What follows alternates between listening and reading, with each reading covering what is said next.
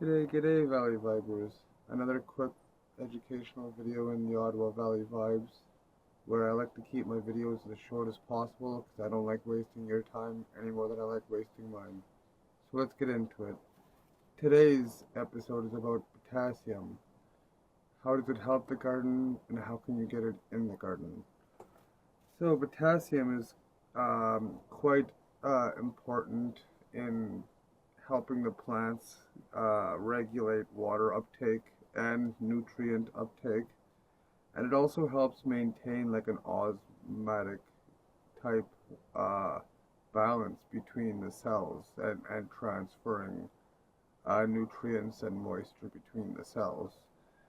Um, it also has a key role in helping the process of opening and closing the leaf pores, also known as sta- stomata, which is pretty helpful for the release of uh, nitrogen dioxide, I believe, and helping intake no, releasing oxygen and intaking carbon dioxide. Sorry, and it's also useful opening and closing the pores for helping conserve water as well. Obviously, you know.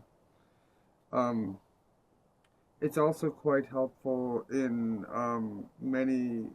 like it activates many different essential processes such as protein synthesis, sugar transportation between um, the cells, nutrient uh, transportation between the cells, as I mentioned, carbon metabolism, a few others I'm sure, but that's things I found through research. So signs that you might be lacking in potassium. You might have the leaves looking like it'll have like often a brownish or scorched looking edge around the corners of your leaves. And you might also have a bit of yellowing between the leaf veins or along the leaf margins, the centers of the leaves and everything. So those might be signs you have you're lacking potassium.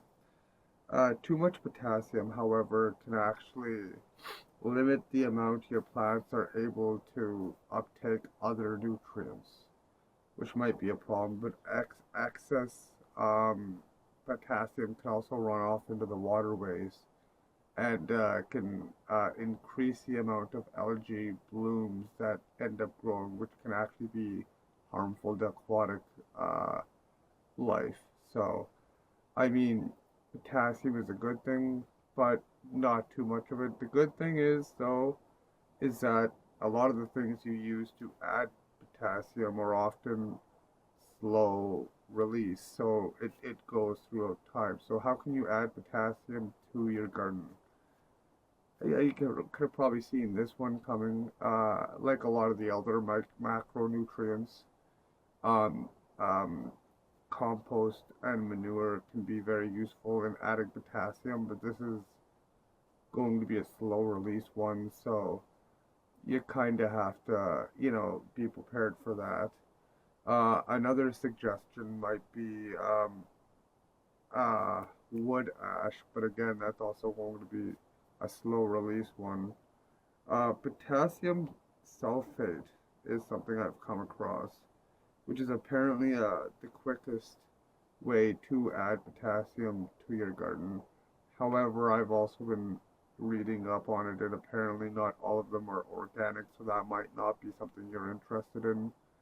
Um, Granite dust can be another option as well. You can pick that up at gardening centers, or if you happen to be around some kind of a mine or something, you might be able to get it there. But you're probably going to find it easier at a garden center, I imagine.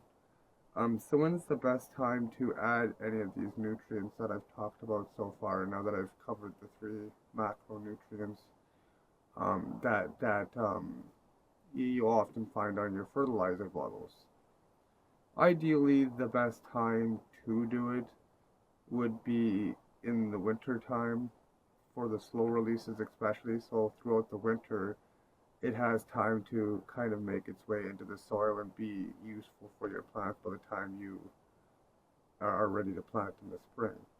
However, if you are, you know, life happens. If you are falling a little behind on that and you decide you're going to do it in the spring, obviously that's the kind of time you'd want to be doing it, the quicker release ones.